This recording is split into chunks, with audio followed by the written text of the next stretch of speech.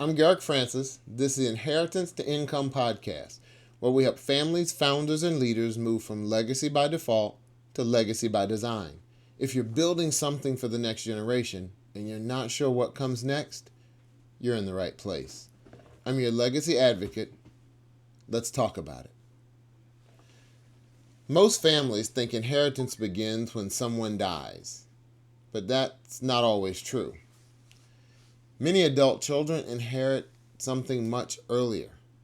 They inherit responsibility, they inherit bills, they inherit care decisions, they inherit medical appointments, the house, they inherit, but without control, they inherit sibling tensions, they inherit the emotional weight or trying to guess what mom and dad would have wanted. And often they inherit all of that before they inherit a single asset. That is what I call the inheritance no one talks about. This is not just elder care conversation. This is a legacy design conversation.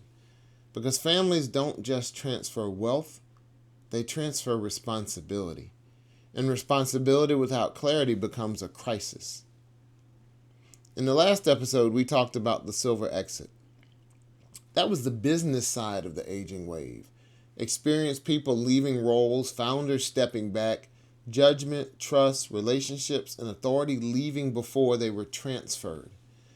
But there's another version of that same readiness gap.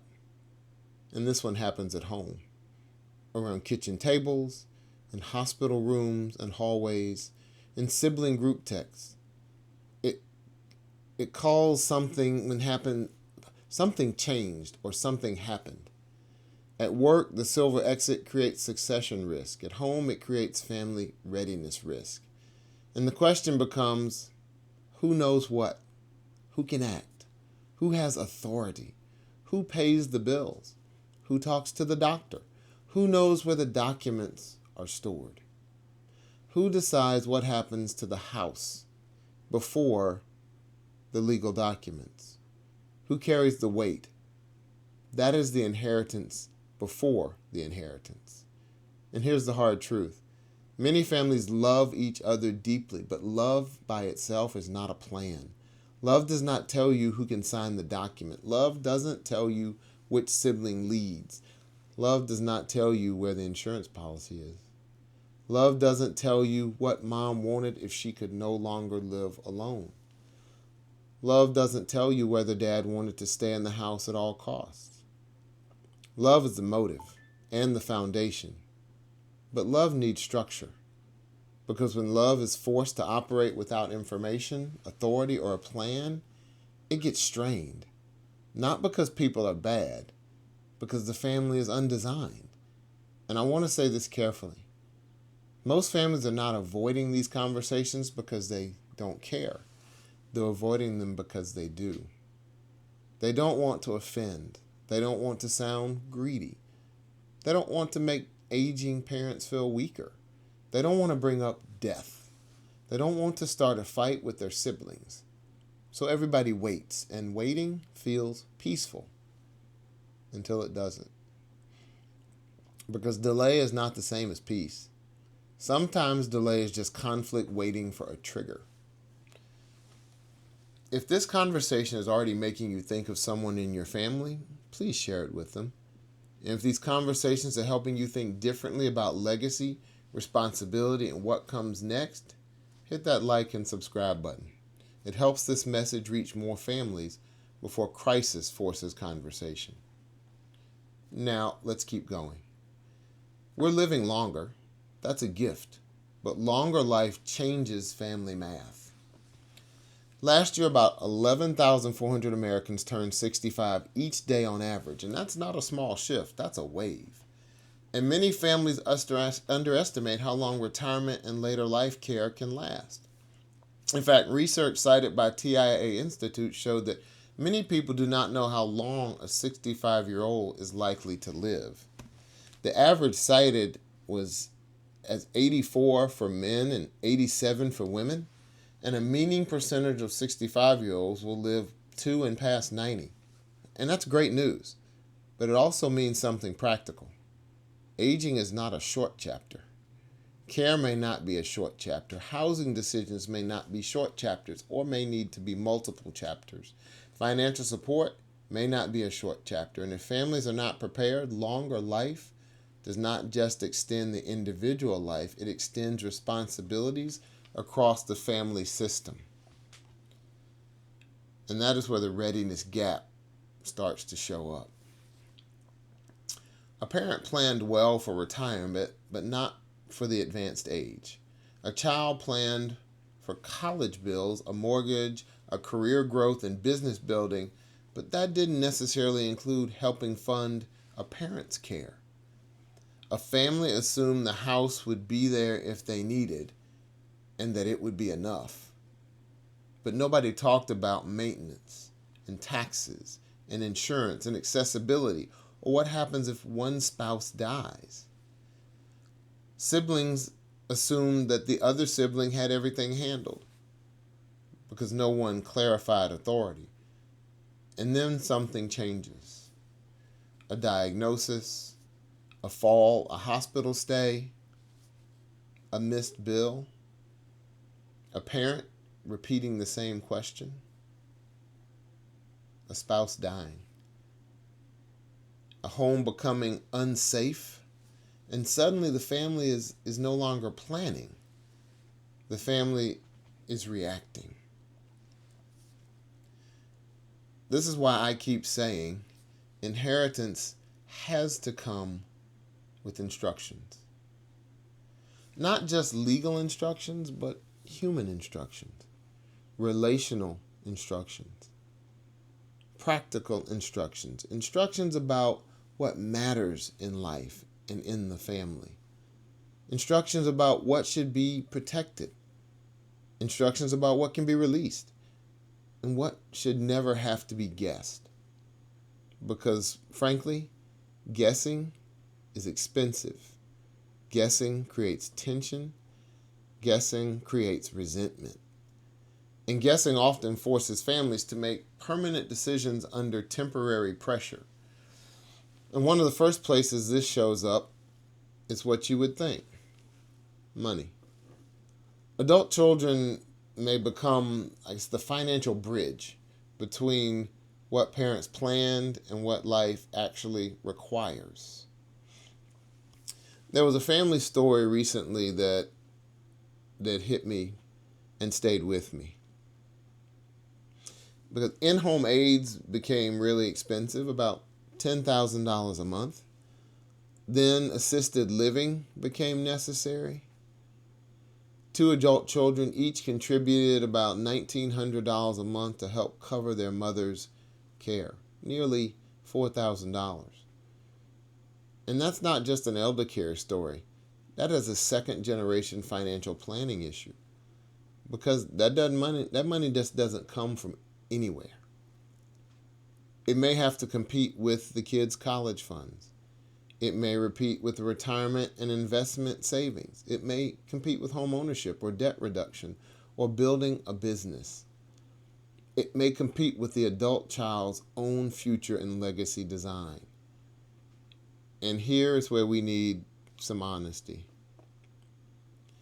Helping a parent can be an act of love, but it can also become a source of strain. Both can be true at the same time. You can love your mom or dad and still feel pressure. You can want and feel obligated to help and feel good about it and still feel overwhelmed. You can be grateful for what they gave you and still wonder how much you can carry. That doesn't make you selfish. It makes you human. That is why support can't remain an unspoken assumption. If the plan is the children will help, then the family needs to talk about that before that help is needed. Not to shame anyone, not to make it cold, but to preserve dignity and reduce confusion. This is one of those unaccustomed conversations we really need to have. Because support without clarity becomes pressure. And pressure without conversation becomes resentment.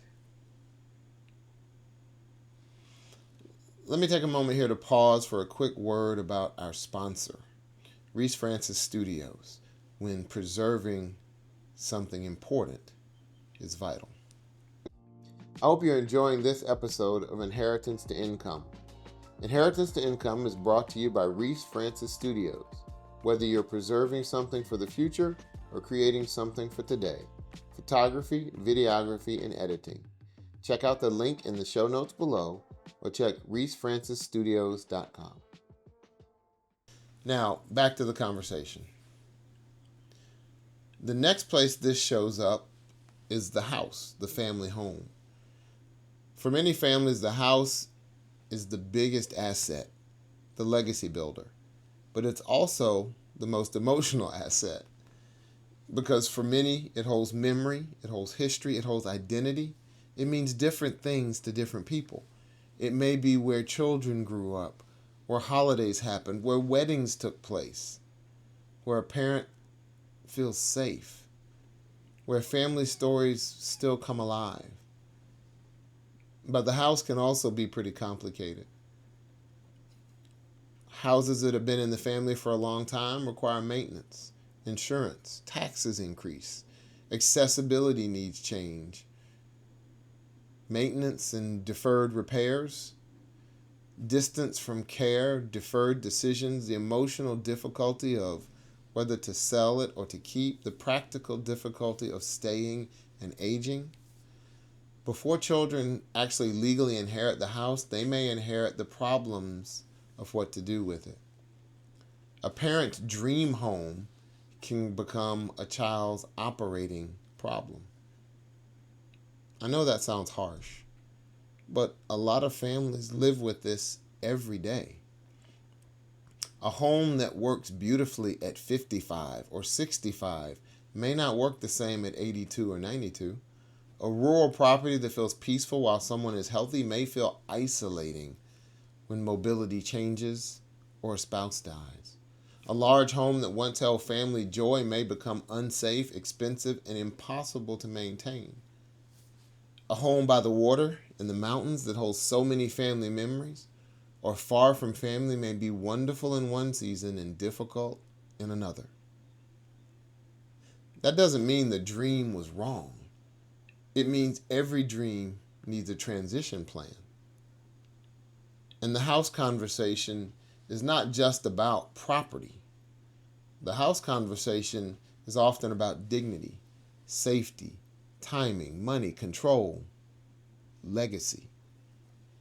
And if the family never talks about it, the house becomes the first responsibility someone inherits.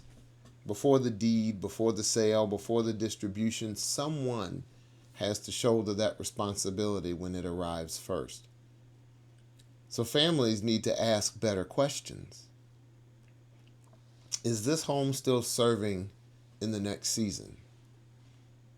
Is it safe? Is it affordable? Is it manageable?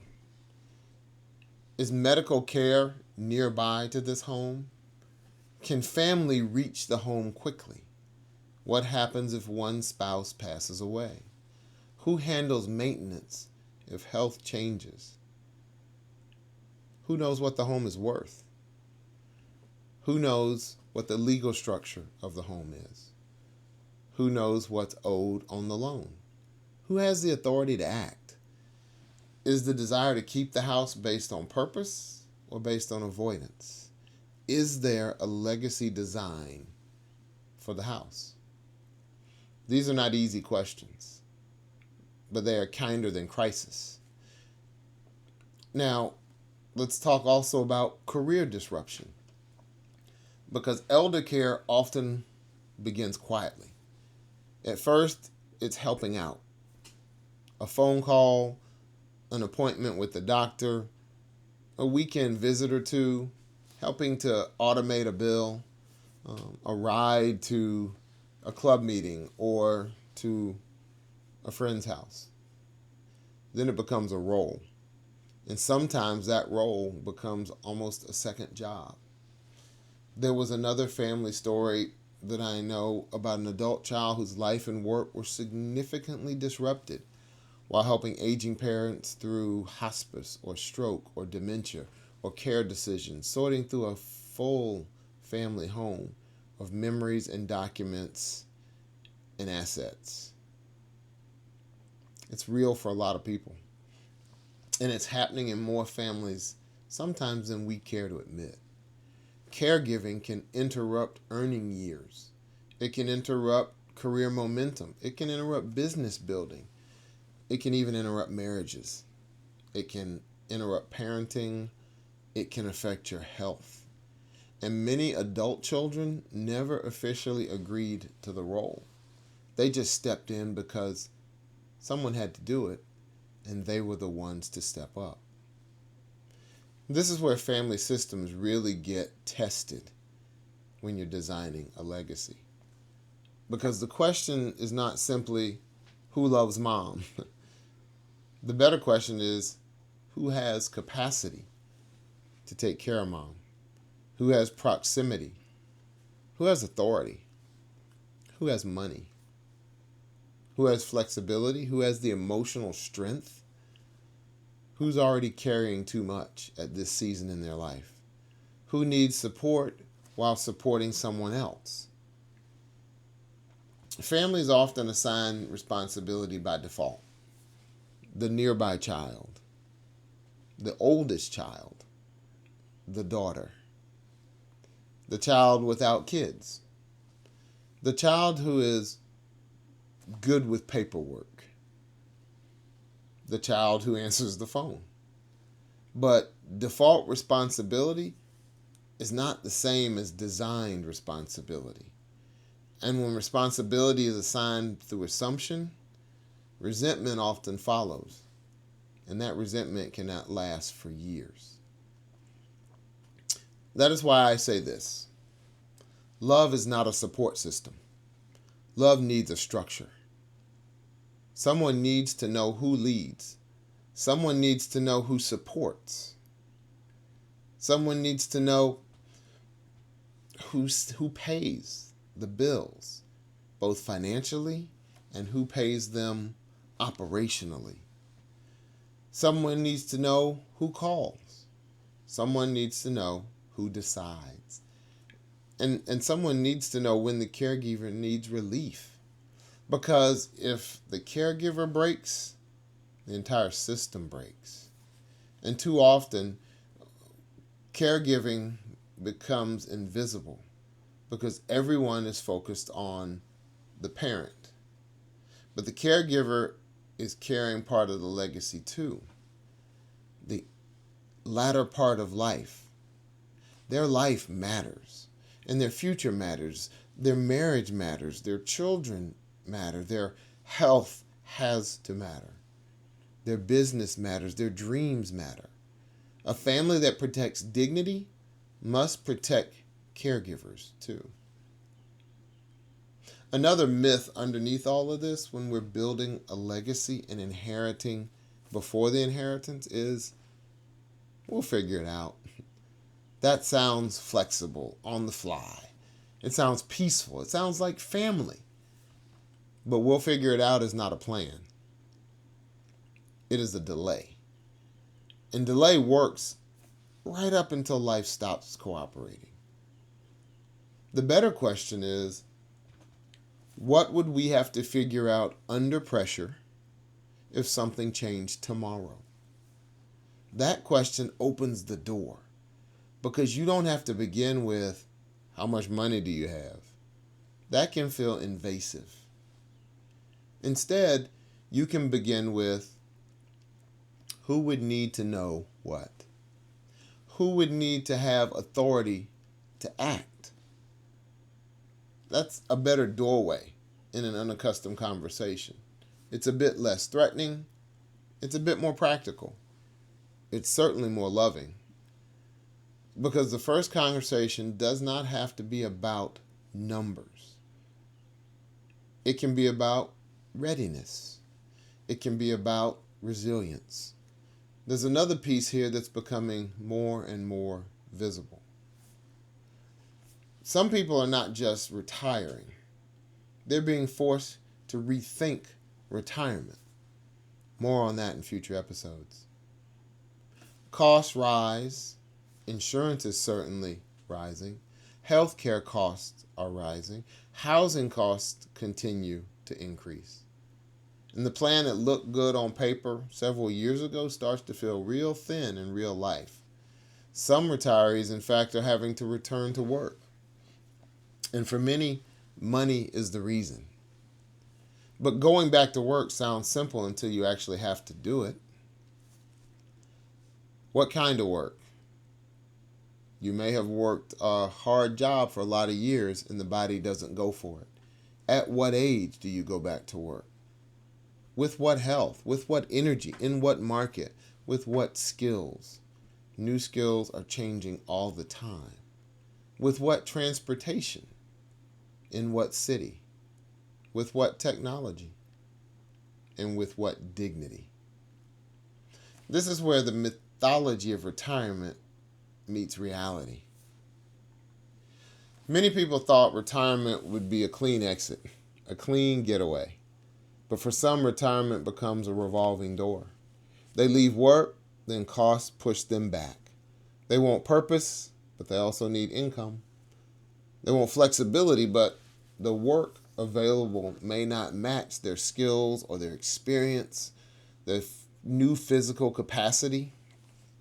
So when families say, we'll just keep working, or mom can always go back part-time, or dad will consult if he needs to, we need to slow down a minute and hit the pause button. That might happen, but it's certainly not guaranteed. And a plan built on maybe can become a burden for everybody else. That is why I'll just keep working should not be considered a family plan. It may be part of the plan, but it can't be the whole plan. Working longer only works if a lot of things cooperate. Health has to cooperate. Energy has to cooperate.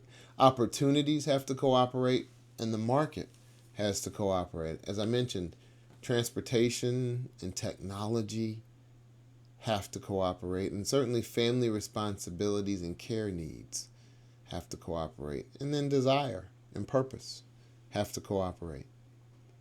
And the body's ability to keep doing what the mind still wants to do has to cooperate.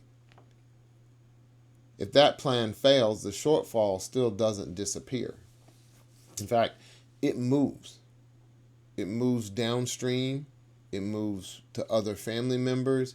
It moves to adult children. It moves to whoever has the capacity at the moment. And too often, the people who inherit that pressure didn't know they were part of that plan. That is why families need to talk before the backup plans break. Now, I want to shift here from fear to dignity, because this episode is not only about the bills. It's not only about the burdens. It's not only about the responsibilities. It is about other things. It's not only about documents. It's not only about who gets what. This is about how people live when they are still here. And so one of the most important questions a family can ask is pretty simple.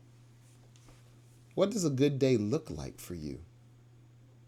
Not just, where are the documents? Not just what account is where, or what's it worth, but what does a good day look like? What brings joy? What brings meaning? What should we protect if your health changes? What would you not want us to guess about? For one person, dignity may mean staying at home as long as possible. For another, it may mean not being isolated, being in a community of other people with their same interest and their same age. For another, it may mean being near at least some of the grandchildren. For another, it may mean not becoming a burden. And for others, it may mean familiar music or familiar foods, familiar routines, familiar faith practices, going to the same church every weekend. If the family doesn't know that, they end up guessing. And guessing about someone's dignity is a heavy burden. That's why this is a legacy design issue. Not just estate planning, not just care planning, not just financial planning. Legacy design asks different questions. Legacy design asks, what should be preserved? What and who should be prepared? What should be communicated and how? What should be carried and what should be released? And who needs to know before that moment arrives? So now, what do we do with all of this? Because let's be honest, awareness without action doesn't change the outcome. You don't need to solve every family issue this week, but you do need to stop pretending that love alone will organize responsibility. You know, and I know, it won't. Love matters, but love needs roles. Love needs information. Love certainly needs authority, and love needs a structure strong enough to carry the pressure. So I would start with these 5 moves. 1, name the responsibilities before they move. Before responsibility transfers, name it. Most families do not name responsibility early enough. They wait until responsibility has already landed in someone's lap. Then they talk about it. Then everyone just reacts. So let's do this. Start by asking, what responsibilities could move in the next season of mom or dad's life? Bills, transportation, medical appointments, insurance, medication, care coordination, house maintenance, home sales or rental decisions, assisted living research and outreach, doctor and medical communications, family updates, technology help. It's a big one. Legal document access, even funeral or memorial preferences. The family home, and don't forget the pets. Oh, and one we all deal with these days, the passwords. The monthly obligation nobody else sees. Name it before it moves. Because responsibility that is not named usually lands on the person who is nearest, most available, most capable, or least willing to say no. That's not design. That is default. And default is where resentment grows and grows and grows. You cannot prepare for what you refuse to name. Naming responsibility doesn't create the burden. It gives the family a chance to carry it with more wisdom and with more planning. 2, identify the roles people will actually play. This is where families need to get more practical. Not everyone plays the same role in the family structure, and not everyone should. Some people are good with details. It's not me. Some people are good under pressure. Some people are good with money and handling the family finances. Some people are really good with care. Some people are good at keeping the peace. Blessed are the peacemakers.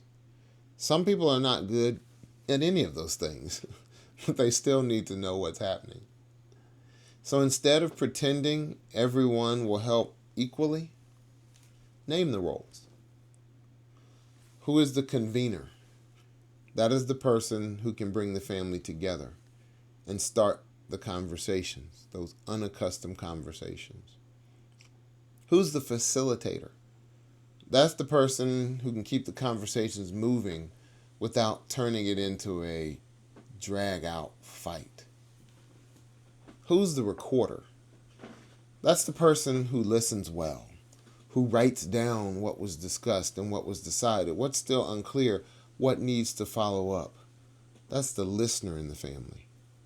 Who's the medical advocate? That's the person who can go to appointments and ask questions and track medications and communicate and both listen and get into it with doctors when they need to.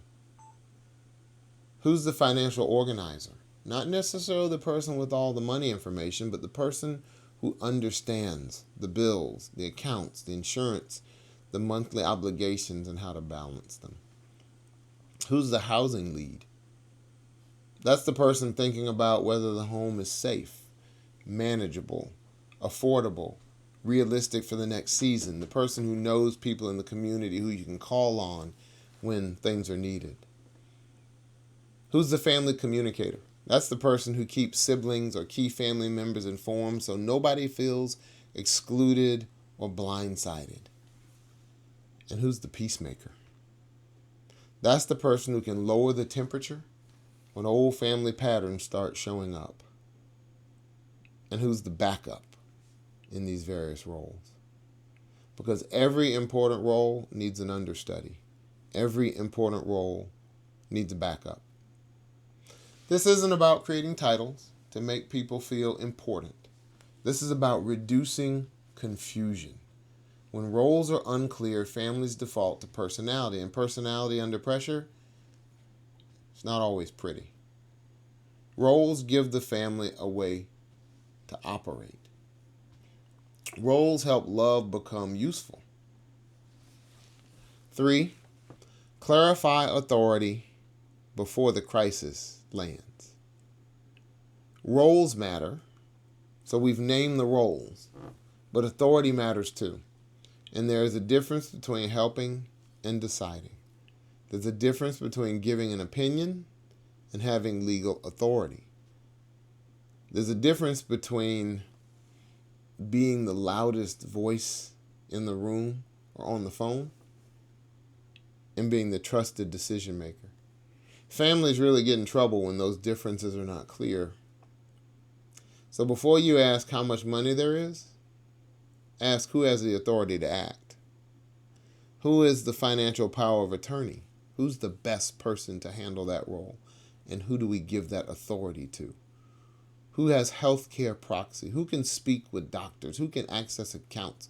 Who can pay bills? Who knows where the documents are? So beyond the roles that we've assigned, let's talk about the authority of what they actually have to do. What is the job description for each person in their role? Is it signing paperwork? Is it making housing decisions? Is it hiring contractors? Who's trusted to lead if something changes? And here's one of the parts that many families miss. Have the people affected by those roles actually been told they have them? A name in a document doesn't always create family clarity. If mom named one child as power of attorney, do the other children know? If dad expects one sibling to lead, has he said it clearly? If one person is supposed to handle all the medical decisions and another handles money, has the family discussed how those two will communicate? Authority hidden in documents can still create conflict. We have to have unaccustomed conversations. Because when the crisis comes, people need more than paperwork. They need confidence. They need a shared understanding. Right? They need to know this is who mom chose. Or this is what dad wanted. This is how we agreed to move, so let's move. Authority clarity early reduces this tension later. 4, build a family information map. It doesn't need to be fancy. It doesn't need to be a giant binder that nobody updates, but there needs to be a map. Someone trusted needs to know where the important things are. What's in the legacy box? Where are the wills and the trusts? Where are the insurance policies? Where's all of the account information? And remember the passwords. Where are the monthly bills? What comes in every month or every other month? What's on automatic payment? What's mortgage or rent obligations? Where are the medication list and the allergy list? Where's the doctor information or the advisor names? Have you met the advisors? Where are the home maintenance contacts? Again, what are the passwords or access procedures? What are the care preferences? Where are the veterans and government employee benefits? What's the pension information? What's the important family history? And what's the funeral and memorial preferences? And let me be clear, this isn't about everyone knowing everything. Privacy still matters. And dignity still matters. Parents don't have to open up every account balance to every child at the first conversation. But the family does need a trusted structure. There needs to be a legacy design for generations. The right person needs access to the right information at the right time. Because in crisis, missing information becomes emotional weight. People are really scared. They're already tired. They're already grieving or trying not to grieve too soon. They do not also need to be searching through drawers, guessing passwords, calling banks blindly, trying to piece together life from scattered papers. We have to have unaccustomed conversations. A family information map can be simple. It's not about control. It's about mercy. It's about grace. It's about making the hard moment less chaotic. Trust me. And 5, design the first unaccustomed conversation. This may be the most important move of all because it's what unlocks everything else. So don't try to solve everything in one meeting. That's how families overwhelm themselves. Start with one conversation, not a confrontation, not an interrogation, just one conversation, not a meeting where everyone dumps fear onto the table. A designed conversation. Start with dignity. You might say in your first unaccustomed conversation, we're not trying to take over. We're trying to understand what matters to you, what you want to happen in the future. Or we don't need every detail today. We just want to know who should know what if something changes or if something happens. Or you might say, we want to make sure we're not guessing later. You've taught us better than that. That is the tone. Then ask better questions. What does a good day look like for you? What do you want us to protect if your health changes? What would you not want us to guess about? These unaccustomed conversations can be done in love. Who do you trust to help with decisions? Where are the key documents? What bills must continue to be paid no matter what? What would make staying in the house realistic? What would make it no longer realistic or viable? What kind of help would you find acceptable? And how much time would they need to be here? What kind of help would feel intrusive? What role do you think each of us should play? And then someone needs to record what was said. Remember the role, the recorder? A good listener? Not in a legal sense, but in a family clarity sense. What did we hear? What did we decide? What was left undecided or still unknown? What's the next conversation? Because unaccustomed conversations become easier when they become a practice. The first one may feel awkward. The first one will feel awkward. And that's okay. Awkward is better than avoiding. Awkward is better than crisis. Awkward is better than siblings fighting in a hospital hallway because nobody knows what was supposed to happen. The conversation you avoid in peace often becomes the conflict you inherit in crisis. So let me pause here for a moment. If this episode is making you think, we've not talked about this, or I don't know who would know that or what role they play. We love each other, but we don't have that type of clarity. Or maybe I think I may already be carrying more than anyone realizes. That's a signal. And that is exactly why we are building Francis Legacy Bridge Partners, to be there to help. We help families, we help founders, we help leaders move from assumption to clarity before crisis forces a decision. We're not legal advice. It's not tax advice or financial planning. It's not a financial product. This is readiness. This is structure. And this is questions to help you have unaccustomed conversations. It's about decision clarity and about transferring responsibility. Who needs to know what? Who has the authority to act? And what responsibility is already moving through that family system? And what role is each person actually playing? And what conversations need to happen before urgency decides for everyone?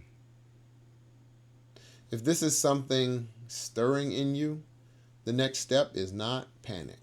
The next step is clarity. Reach out through the information in the show notes. We'd be glad to sit down and have a conversation. Now, let's bring this home.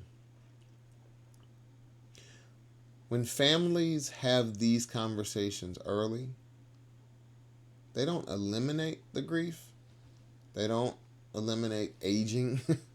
They don't eliminate hard decisions. But they do reduce the confusion, and they reduce guessing, and they reduce resentment. They reduce the pressure of making decisions in the dark. The parent feels heard and respected. The adult children feel less blindsided.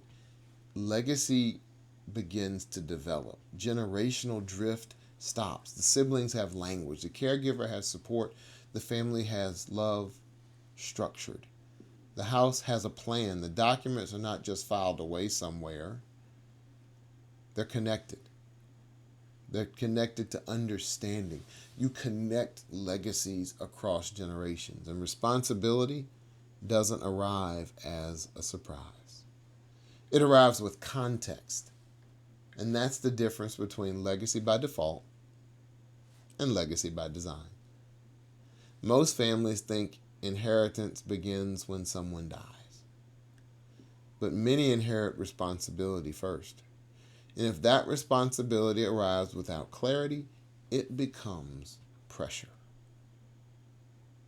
If it arrives without authority, it becomes confusion. If responsibility arrives without conversation, it becomes conflict. If it arrives without support, it becomes exhaustion. But when it arrives with design, it can become stewardship. It's not easy, but it's clearer. It's not painless, but it is more dignified. And it's not perfect. By no means is it perfect. But you are more prepared. And that's what we're after. Not a family without difficulty, a family with enough clarity to move through difficulty with dignity. So here is the one question I want you to take from this episode. Who would need to know what? And who would have the authority to act if something changes? Start there. Not with accusation, not with panic, not with worry, not with a demand for every number. Start with that question. Start with readiness. Start with dignity. Start with love that has enough structure to help. I want to thank you for the time that you have granted me. I never take that lightly. If this conversation stirred something in you, please share it with your family, with your friends, someone who may need it, and take a step towards the clarity your family, your future, and your legacy deserves. Inheritance may begin by default, but legacy requires design. I'm Garrick Francis. God bless.